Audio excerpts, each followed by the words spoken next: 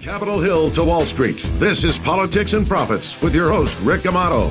Welcome, everybody. I'm Rick Amato. It's time for Politics and Profits. We follow the trends on Capitol Hill that lead to the profits on Wall Street. We expose the hard facts of what your elected officials are doing when you're not looking. And we show you how you can profit from their politics. The American dream is alive and well, and you can be proud to call America your home. And now, it's Rick Amato. So where does Donald Trump go from here?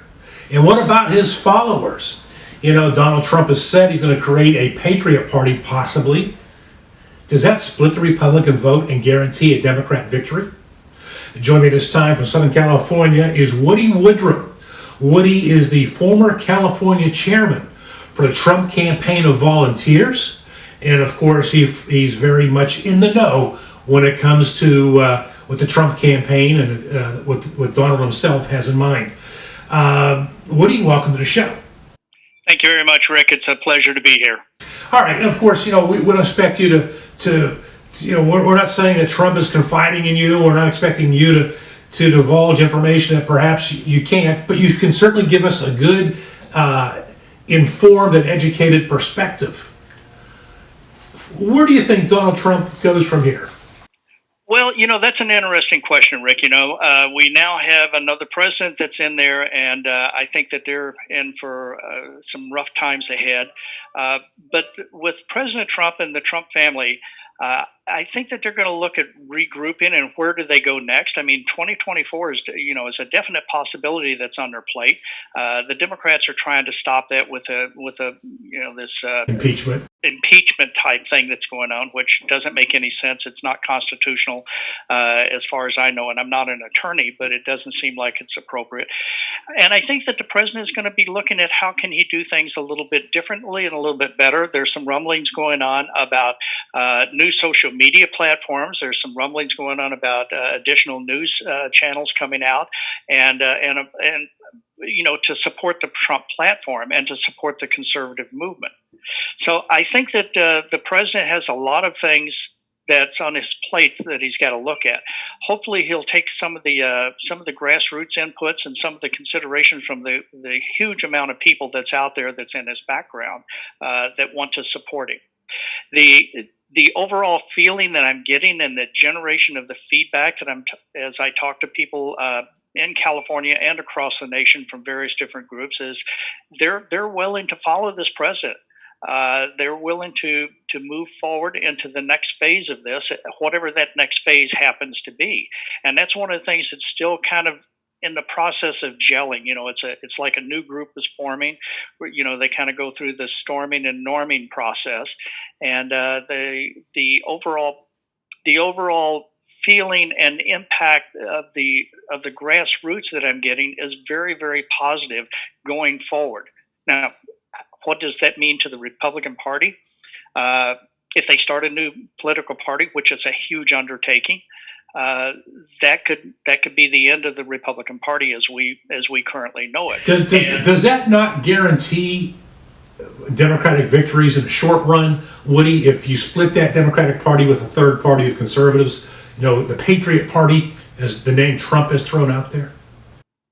Well, it certainly. I mean, that is certainly a possibility that it could do that. However, there's been other people that have mounted fairly successful campaigns and have done fairly well. None of them, though, have had the popularity of this president and the populist movement that he has generated. And that's one of the things that really remains to be seen. The Republican Party has the big tent concept that they came up with several years ago, but I think that it has gone against them in a lot of ways and means over the years, and it's created division. And that's one of the things that the Democrats really like, is to create the division, and I think they're going to continue pushing that. The president's party, as a populist party, if they do something like that, they have one central message: America first, and American values first, and American prosperity first. And the president, as he went around and talked to the world, he told the other leaders, you should have the same values for your country. So that populist type movement is something that I think that we're going to see a resurgence in and an increase in. I think that there's going to be a lot of the libertarians, a lot of the declined estates, and a lot of these other people that are going to come over. If you look at the demographics in the state of California, for instance, there are the party lineup just recently changed to where you have the Democrat Party is the number one party, the Republican Party is the number two, and then the declined estate is number three, and that was just reversed between the Democrats in recent months. And I think that a lot of those declined estates, the reason that they're there, we did a survey several years ago with about 10,000 people. And the reason that they moved from the Democrat Party or from the Republican Party to the declined estate was because they were tired of politics as normal. So there's a lot of frustrated people out there in the country.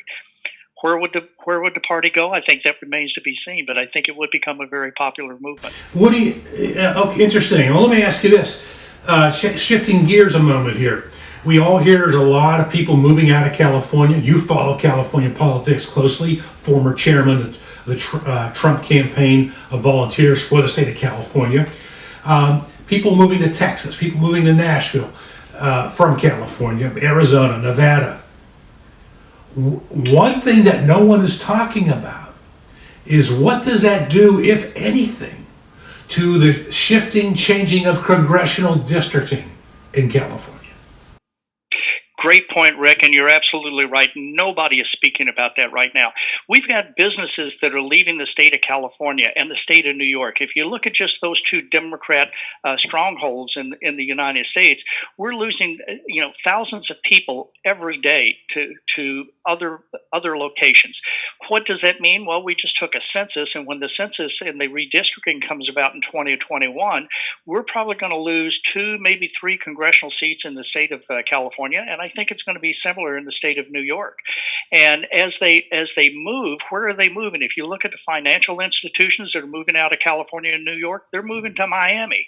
If you look at the tech industry and the manufacturing industry, it's moving out of California and New York, they're moving to Texas.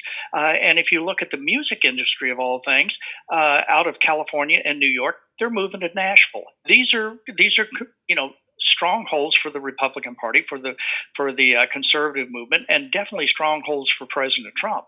So as they leave, and these 2, 3, 4 congressional districts in total between the two states, as they move to these other ones, those are going to become congressional districts in those states. So that's going to increase the electoral college votes in these other states and decrease the value of the electoral college votes in the state of California and the state of New York. Nobody's looking at that, but it's something that's definitely on the horizon. And I think you heard it first here. We have. That's really, you had the point that I hadn't thought of. Decreasing electoral votes, increasing electoral votes on the other side. Woody, we're out of time. This is your first appearance on Politics and Profits, not your last. Make an announcement to our viewers. Woody Woodruff, former chairman, state of California, Trump campaign of volunteers, will be a regular featured guest on the show on a regular recurring basis.